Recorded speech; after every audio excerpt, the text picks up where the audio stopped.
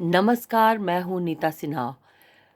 अंतर्राष्ट्रीय पुस्तक मेला दिल्ली में लगा है और उसके बाद एक चर्चा चली है कि पुस्तक का माहौल महत्व सोशल मीडिया के साथ क्या है कि सोशल मीडिया में लोग ज़्यादा लघु कथा देखते हैं, कविताएं सुनते हैं, या फिर वो पुस्तक लोकप्रिय है या नहीं। तो मैं लेके आई हूँ आपको प्रसाद जी के यहाँ दिल्ली। तो देखिए यहाँ इनके ऑफिस में जब मैं अंदर आई हूँ तो योगी कथामृत परमहंस योगानंद जी का, ये देखिए, ये डीजी रिटायर्ड सीपीडब्ल्यूडी। तो इनके पास काफ़ी किताबों का संग्रह मुझे दिखा। तो बात हमेशा चलती है जब भी पुस्तक मेला लगता है, तो क्या यहाँ पाठक आएंगे या नहीं आएंगे। लेकिन मैं लेके आई हूँ आपको यहाँ। तो देखिए इनका ये जो ऑफिस है उसमें कितने सारे संग्रह हैं, और इस संग्रह में मुझे एक विचित्र चीज़ मिला। इन कॉपियों को देखकर आपको पता चल रहा होगा कि कब की ये ये कॉपी है। ये पुरानी पुरानी कवरों को देखकर के आपको समझ आ रहा होगा। और मुझे यहाँ जब मैं पहुँची हूँ तो ये है CS प्रसाद जी और उनके पिताजी केदारनाथ सिन्हा जी। और उनके सपने थे कि उनका बेटा पढ़ लिख करके बड़ा आदमी बने, ना हिंदू बनेगा ना मुसलमान बनेगा, इंसान की औलाद है, इंसान बनेगा। और एक ऐसे इंजीनियर के घर लेके आई हूँ जो साहित्यिक हैं, म्यूज़िकल हैं। और अब मैं उनसे रूबरू होने जा रही हूँ प्रसाद जी से। और बातें कुछ ऐसे चलेगी कि वो भाई सर्वगुण संपन्न है, लेकिन साहित्यिक से भी उनका रूबरू है। सर, हमारे इस चैनल में आपका स्वागत है। और मैं जानना चाहूँगी सर कि एक इंजीनियर होने के नाते एक म्यूज़िक से आपको बहुत इंटरेस्ट है, लेकिन उसके बाद भी इतने किताबों के बीच आज मैं बिना अपॉइंटमेंट के आई हूँ आपसे मिलने, और मुझे ये नेचुरल तरीके से मिला ये सब पुरानी यादें। तो कब से आप लिख रहे हैं सर?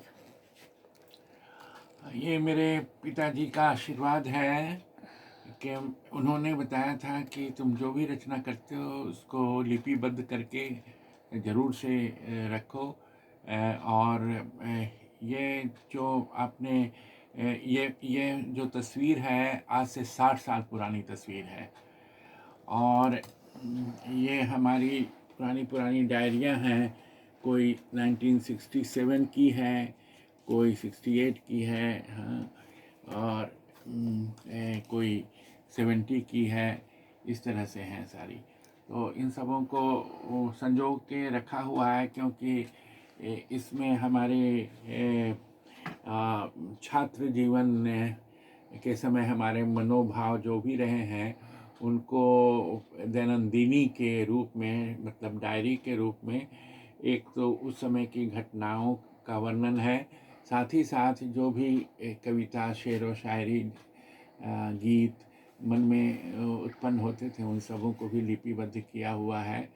तो इसे कभी कभी उलट के देखना आनंददायक लगता है, और पुरानी स्मृतियों में मैं तो इंसान देख रही खो हूँ कि जाता इसमें घिरे रहना आपको अच्छा लग रहा है। है।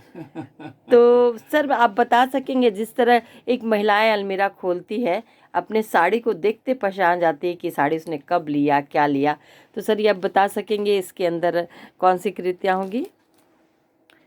या जैसे मैं आपको, मेरे सामने ये पड़ी है, ये देखिए, ये दैनंदिनी है 1974 ईस्वी की।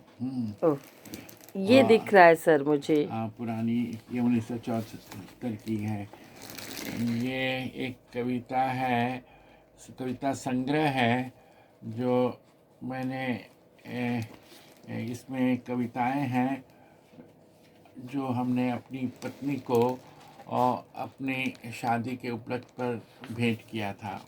बहुत खूब, और बहुत खूब सर, एक बार और दिखाएंगे सर प्लीज। अनोखी। इसकी अनदेखी, अच्छा, ये अनदेखी। है इसकी हम्म। इसका शीर्षक है अनदेखी। ये है अनदेखी। बहुत बढ़िया। आजकल तो पत्नियां चाहती हैं कि डायमंड मिले और हीरो का हार मिले, लेकिन आपकी शादी कब हुई थी सर? 75 में, और आपने अपनी पत्नी के लिए ये दिया था। बहुत खूब सर। 1974 74 में। तो सर मैं जानना 1974। चाहूँगी कि इसको पाकर वो खुश हुई थी, श्रीमती गार्गी देवी जी खुश हुई थी, हाँ, या फिर उनकी खुश लालसा हुई थी थी, कि? तभी तो अभी तक उसको बहुत प्रिजर्व बढ़िया। कर, ये उन्हीं के पास था। फिर अब इस उम्र में मैंने कहा कि एक जगह सभी संकलित करके रखो।